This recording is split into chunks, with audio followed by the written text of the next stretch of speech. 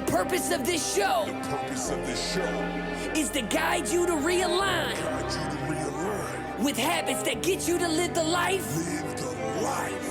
you've always dreamed of. This is the Habit-Based Lifestyle Podcast with Jesse Ewing.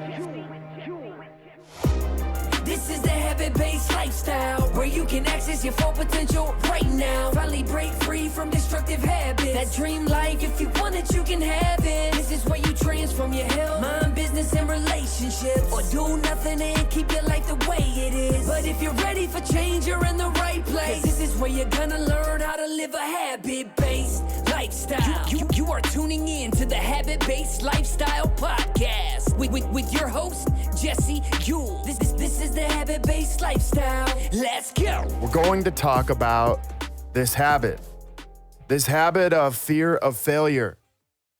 You see, do you ever fear failure? When I thought about posing this question, the immediate answer for myself was no. But as I dived deeper into this, I took a look at all the meanings. One of them was unable to measure up, either to my own expectations or of others. How many times in your life have you done this? You see, the more this happens, the more this becomes a habit. The more this fear of failure happens, the more it simply becomes a habit. So what exactly is this fear of failure? And where does it exist? You see, it's deeply rooted in this area, in this anxiety that we get. It's a constant worry about what other people will think, what they'll think of us if we failed. It's a constant worry about negative opinions of others. It's a constant worry about the negative opinions of ourselves. Forget about others. Like the opinion of ourself is what really matters the most to us, because that's what drives all the opinions of others.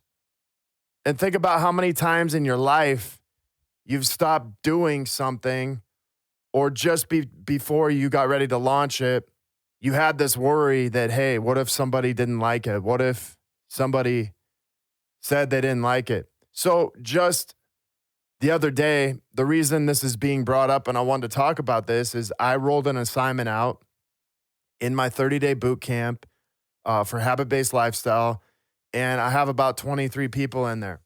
And the assignment was just to declare one simple thing that they had learned that day. We have this assignment where you study something, and then studying something, you must declare it.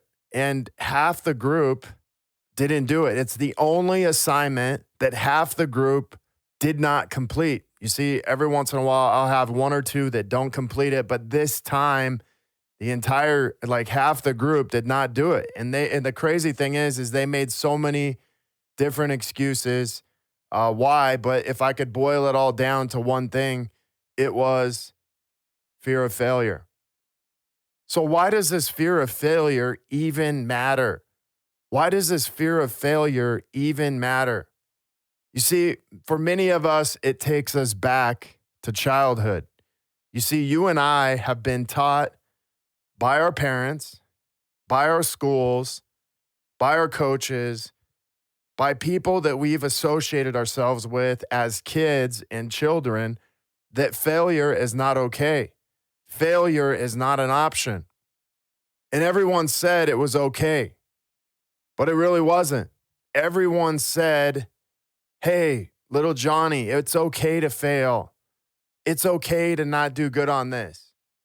Except when you did fail, you were usually yelled at, sent to the principal's office, or reprimanded in some way, or maybe you even got grounded. How many times were you grounded? How many times were you sent to the principal's office? How many times did you get in trouble by your teacher, by your coaches, by your parents, just simply because you failed? And so what did that teach you? Well, number one, it taught you how to hide. It taught you to avoid taking risks, taking chances, and just to stay in this safe place and not play too far outside of the box of your comfort zone. Not play too far outside of this. And I want to drive this point home because for many of us, we're parents today, and we still put this type of pressure on our own kids. I know for myself, I do this, and I recognize that I do this. And part of me talking about this on the episode is for me to not pass this down to my children, even though, it was passed down to me. But I don't blame my parents because I don't think they really knew what they were doing. I don't blame my teachers because I don't really know exactly if they knew what they were doing. And then I had coaches at times that were like, hey, great job. Great job on failing. And I think back to sports, watching guys, miss, a last second shot in the NBA finals, whatever. Michael Jordan missing a game winner. How many times did that happen? But we don't really think about how many times he missed. All we recognize is the times that he did make it. But how many times did he fail before that we never actually seen? Or guys in Super Bowls where it came down to the last play and the guy didn't make that. Imagine if that guy had that fear of failure and didn't even throw it. He didn't even try to throw it. Imagine if there was a quarterback in the last second of the game and he gets this fear of failure and decides that he just falls down. You see, that's what I think separates the pros from amateurs. The pros are not afraid to fail. And even if they are, they're still going ahead with it. The amateur is afraid to fail. He's so afraid to fail that it paralyzes him.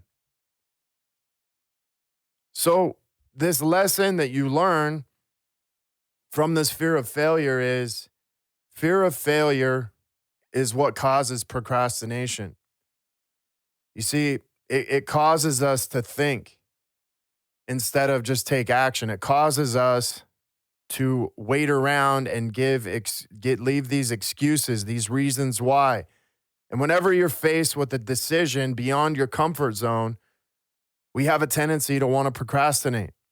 Think about this. Whenever you are faced with a decision beyond your comfort zone, you will procrastinate.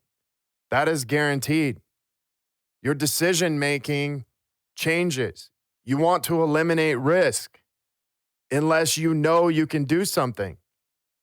And at the end of the day, this fear is simply a tool to protect ourselves, to keep us safe. Think about this. Fear is simply a tool to protect ourselves and keep us safe. So we have this fear that comes up, this fight or flight happens next. We have this fight or flight syndrome, but it's simply a tool to protect us. So when I feel fear, I feel this anxiety. And it's because I'm on this edge of going beyond my comfort zone and getting uncomfortable. And so the risk, I want to eliminate the risk as much as possible because I want to know I can do this and possibly not fail. But this fear simply is there to protect us on what's on the other side. Now, you hear about all these things as like, hey, what's on the other side of fear is like results. Results is on the other side of fear. But how can I use this in today's world? How can I use this fear as a tool to protect myself? Or what are some ways that this happens? Now, think about this.